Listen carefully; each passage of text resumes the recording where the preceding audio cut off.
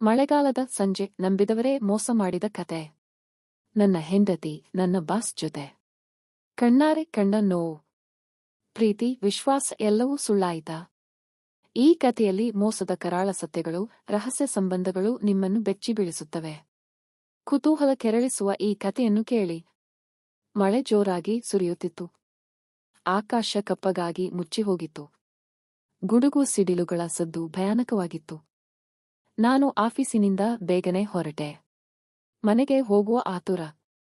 ನನ್ನ ಹೆಂಡತಿ ರಮ್ಯಾ ನನಗಾಗಿ ಕಾಯುತ್ತಿರಬಹುದು ಎಂದುಕೊಂಡೆ. ಅವಳು ನನ್ನ ಪ್ರಪಂಚ. ಅವಳಿಲ್ಲದೆ ನಾನಿಲ್ಲ. ನಾನು ಆಫೀಸಿನಿಂದ ಹೊರಬಂದಾಗ ಮಳೆ ಇನ್ನಷ್ಟು ಜೋರಾಗಿತ್ತು. ಕಾರ್ ಸ್ಟಾರ್ಟ್ ಮಾಡಿದೆ. ವೈಪರ್ ಹಾಕಿದರೂ ಏನೂ ಕಾಣಿಸುತ್ತಿರಲಿಲ್ಲ. ನಿಧಾನವಾಗಿ ಕಾರ್ ಚಲಾಯಿಸುತ್ತಿದ್ದೆ.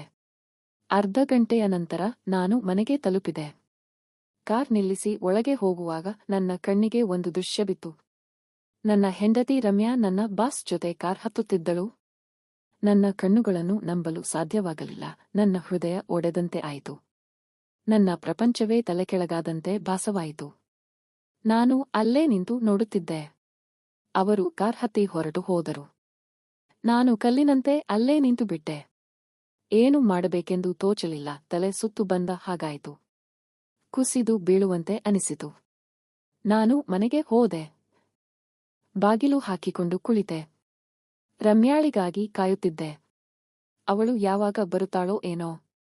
ನನ್ನ ಮನಸ್ಸಿನಲ್ಲಿ ನಾನಾ ರೀತಿಯ ಆಲೋಚನೆಗಳು ಓಡಾಡುತ್ತಿದ್ದವು. ಅವಳು ಯಾಕೆ ನನ್ನ ಬಾಸ್ ಜೊತೆ ಹೋದಳು? ಅವರಿಬ್ಬರ ನಡುವೆ ಏನಿದೆ? ನನಗೆ ಮೋಸ ಮಾಡಿದಳಾ? ರಾತ್ರಿ 10 ಗಂಟೆಯಾಯಿತು. ರಮ್ಯಾ ಇನ್ನೂ ಬಂದಿರಲಿಲ್ಲ. ನಾನು ಅವಳಿಗೆ ಫೋನ್ ಮಾಡಿದೆ. ಅವಳು ಫೋನ್ ರಿಸೀವ್ ಮಾಡಲಿಲ್ಲ. ಮತ್ತೆ ಟ್ರೈ ಮಾಡಿದೆ. ಆದರೂ ಪ್ರಯೋಜನವಾಗಲಿಲ್ಲ. ನನ್ನ ಆತಂಕ ಹೆಚ್ಚಾಯಿತು. ನಾನು ಟಿವಿ ಆನ್ ಮಾಡಿದೆ. ಆದರೆ ನನ್ನ ಮನಸ್ಸು ಟಿವಿಯಲ್ಲಿ ಇರಲಿಲ್ಲ. ರಮ್ಯಾಳ ಮೇಲೆಯೇ ನನ್ನ ಗಮನವಿತ್ತು. ಅವಳು ಯಾವಾಗ ಬರುತ್ತಾಳೋ ಎಂದು ಕಾಯುತ್ತಿದ್ದೆ. ರಾತ್ರಿ 12 ಗಂಟೆಯಾಯಿತು. ರಮ್ಯಾ ಬಂದಳು. ಅವಳನ್ನು ನೋಡಿದ ತಕ್ಷಣ ನನಗೆ ಕೋಪ ಬಂದಿತು. ಆದರೆ ನಾನು ನನ್ನನ್ನು ಕಂಟ್ರೋಲ್ ಮಾಡಿಕೊಂಡೆ. ಎಲ್ಲಿ ಹೋಗಿದ್ದೆ? ನಾನು ಕೇಳಿದೆ. ನಾನು ಫ್ರೆಂಡ್ ಮನೆಗೆ ಹೋಗಿದ್ದೆ. ಅವಳು ಸುಳ್ಳು ಹೇಳಿದಳು. ಯಾವ ಫ್ರೆಂಡ್ ಮನೆಗೆ? ನಾನು ಮತ್ತೆ ಕೇಳಿದೆ. ನಾನು ಹೇಳುತ್ತೇನೆ, ಅವಳು ತಡಬಾಯಿಸಿದಳು. ನನಗೆ ಕೋಪ ನೆತ್ತಿಗೇರಿತು. ನನಗೆ ಎಲ್ಲ ಗೊತ್ತಿದೆ. ನೀನು ನನ್ನ ಬಾಸ್ ಜೊತೆ ಹೋಗಿದ್ದೆ. ನಾನು ಗರ್ಜಿಸಿದೆ. ಅವಳು ಬೆಚ್ಚಿಬಿದ್ದಳು. ಅವಳ ಮುಖ ಬಿಳಿಚಿಕೊಂಡಿತು. ಹೌದು, ನಾನು ಅವರ ಜೊತೆ ಹೋಗಿದ್ದೆ. ಅದರಲ್ಲಿ ತಪ್ಪೇನಿದೆ? ಅವಳು ಕೇಳಿದಳು. ತಪ್ಪೇನಿಲ್ಲವೇ? ನೀನು ನನ್ನ ಹೆಂಡತಿ. ನೀನು ಬೇರೆಯವರ ಜೊತೆ ಹೋಗುವುದು ತಪ್ಪಲ್ವಾ? ನಾನು ಕೂಗಾಡಿದೆ. ನಾನು ನಿನ್ನನ್ನು ಪ್ರೀತಿಸುವುದಿಲ್ಲ. ನಾನು ಅವರನ್ನು ಪ್ರೀತಿಸುತ್ತೇನೆ, ಅವಳು ಹೇಳಿದಳು. ಆ ಮಾತು ಕೇಳಿ ನನ್ನ ಹೃದಯ ಮತ್ತೆ ಒಡೆದಂತೆ ಆಯಿತು. ನನ್ನ ಕಣ್ಣಲ್ಲಿ ನೀರು ಬಂತು.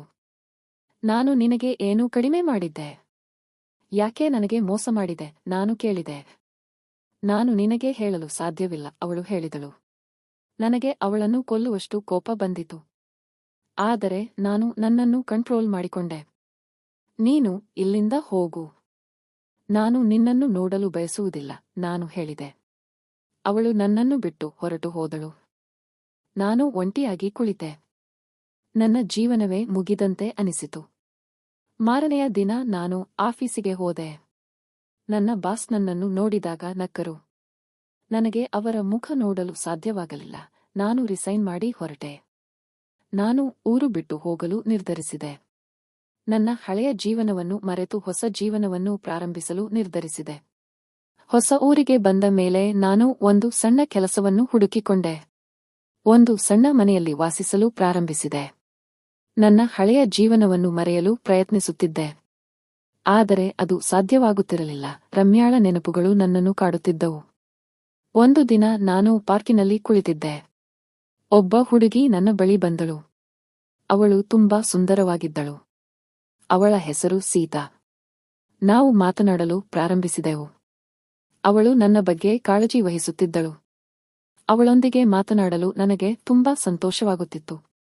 ಕಾಲಕ್ರಮೇಣ ನಾವು ಪ್ರೀತಿಸಲು ಪ್ರಾರಂಭಿಸಿದೆವು. ಅವಳು ನನ್ನ ಜೀವನದಲ್ಲಿ ಹೊಸ ಭರವಸೆಯನ್ನು ತಂದಳು. ನಾನು ರಮ್ಯಾಳನ್ನು ಮರೆಯಲು ಪ್ರಾರಂಭಿಸಿದೆ. ಒಂದು ದಿನ ಸೀತಾ ನನಗೆ ಮದುವೆಯ ಪ್ರಸ್ತಾಪವನ್ನು ಇಟ್ಟಳು. ನಾನು ಒಪ್ಪಿಕೊಂಡೆ. ನಾವು ಮದುವೆಯಾದೆವು. ನನ್ನ ಜೀವನ ಮತ್ತೆ ಸಂತೋಷದಿಂದ ತುಂಬಿತ್ತು. ಆದರೆ ನನ್ನ ಹಳೆಯ ಜೀವನ ನನ್ನನ್ನು ಬಿಡಲಿಲ್ಲ. ಒಂದು ದಿನ ರಮ್ಯಾ ನನ್ನನ್ನು ಹುಡುಕಿಕೊಂಡು ಬಂದಳು. ಅವಳನ್ನು ನೋಡಿದ ತಕ್ಷಣ ನನಗೆ ಆಶ್ಚರ್ಯವಾಯಿತು. ನಾನು ನಿನ್ನನ್ನು ಕ್ಷಮಿಸಲು ಬಂದಿದ್ದೇನೆ, ಅವಳು ಹೇಳಿದಳು. ನನಗೆ ನಿನ್ನ ಕ್ಷಮೆ ಬೇಡ. ನೀನು ಇಲ್ಲಿಂದ ಹೋಗು, ನಾನು ಹೇಳಿದೆ. ನಾನು ತಪ್ಪು ಮಾಡಿದೆ. ದಯವಿಟ್ಟು ನನ್ನನ್ನು ಕ್ಷಮಿಸು, ಅವಳು ಬೇಡಿಕೊಂಡಳು. ನನಗೆ ಅವಳ ಮೇಲೆ ಕನಿಕರ ಉಂಟಾಯಿತು. ಆದರೆ ನಾನು ಅವಳನ್ನು ಕ್ಷಮಿಸಲು ಸಾಧ್ಯವಾಗಲಿಲ್ಲ. ನಾನು ಈಗಾಗಲೇ ಮದುವೆಯಾಗಿದ್ದೇನೆ. ನನ್ನ ಹೆಂಡತಿಯನ್ನು ನಾನು ಪ್ರೀತಿಸುತ್ತೇನೆ, ನಾನು ಹೇಳಿದೆ. ಅವಳು ಅಳುತ್ತಾ ಅಲ್ಲಿಂದ ಹೊರಟು ಹೋದಳು. ನಾನು ನನ್ನ ಹೆಂಡತಿಯೊಂದಿಗೆ ಸಂತೋಷದಿಂದ ಜೀವನ ನಡೆಸುತ್ತಿದ್ದೇನೆ. ಕೆಲವು ವರ್ಷಗಳ ನಂತರ ನನಗೆ ಒಂದು ಮಗು ಜನಿಸಿತು. ನನ್ನ ಸಂತೋಷಕ್ಕೆ ಪಾರವೇ ಇರಲಿಲ್ಲ. ನಾನು ನನ್ನ ಹೊಸ ಜೀವನದಲ್ಲಿ ಸಂತೃಪ್ತನಾಗಿದ್ದೆ. ಒಂದು ದಿನ ನಾನು ನನ್ನ ಮಗುವಿನೊಂದಿಗೆ ಪಾರ್ಕಿನಲ್ಲಿ ಆಡುತ್ತಿದ್ದೆ. ಆಗ ನಾನು ರಮ್ಯಾಳನ್ನು ನೋಡಿದೆ. ಅವಳು ಒಬ್ಬಂಟಿಯಾಗಿ ಕುಳಿತಿದ್ದಳು. ನಾನು ಅವಳ ಬಳಿ ಹೋದೆ. ಹೇಗಿದ್ದೀಯಾ, ನಾನು ಕೇಳಿದೆ. ನಾನು ಚೆನ್ನಾಗಿದ್ದೇನೆ. ನೀನು ಹೇಗಿದ್ದೀಯಾ, ಅವಳು ಕೇಳಿದಳು. ನಾನು ಸಂತೋಷವಾಗಿದ್ದೇನೆ, ನಾನು ಹೇಳಿದೆ. ನನಗೆ ಸಂತೋಷವಾಯಿತು, ಅವಳು ಹೇಳಿದಳು. ನಾವು ಸ್ವಲ್ಪ ಹೊತ್ತು ಮಾತನಾಡಿದೆವು. ನಂತರ ನಾನು ನನ್ನ ಮಗುವಿನೊಂದಿಗೆ ಮನೆಗೆ ಹೋದೆ. ನಾನು ನನ್ನ ಹಳೆಯ ಜೀವನವನ್ನು ಮರೆತು ಹೊಸ ಜೀವನವನ್ನು ಪ್ರಾರಂಭಿಸಿದೆ. ನನ್ನ ಹೊಸ ಜೀವನದಲ್ಲಿ ನಾನು ಸಂತೋಷವಾಗಿದ್ದೇನೆ. ಈ ಕತೆ ಕೇವಲ ಕಾಲ್ಪನಿಕ. ಇದು ಯಾರನ್ನೂ ನೋಯಿಸುವ ಉದ್ದೇಶ ಹೊಂದಿಲ್ಲ. ಕಥೆಯಲ್ಲಿ ಬರುವ ಪಾತ್ರಗಳು ಮತ್ತು ಘಟನೆಗಳು ಕೇವಲ ಕಲ್ಪನೆ. ಈ ಕಥೆಯನ್ನು ವೀಕ್ಷಿಸಿದ್ದಕ್ಕಾಗಿ ಧನ್ಯವಾದಗಳು. ನಿಮಗೆ ಈ ಕಥೆ ಇಷ್ಟವಾದಲ್ಲಿ ಲೈಕ್ ಮಾಡಿ, ಶೇರ್ ಮಾಡಿ ಮತ್ತು ನಮ್ಮ ಚಾನೆಲ್ ಅನ್ನು ಸಬ್ಸ್ಕ್ರೈಬ್ ಮಾಡಿ. ನಿಮ್ಮ ಅನಿಸಿಕೆಗಳನ್ನು ಕಾಮೆಂಟ್ ಬಾಕ್ಸ್ನಲ್ಲಿ ತಿಳಿಸಿ.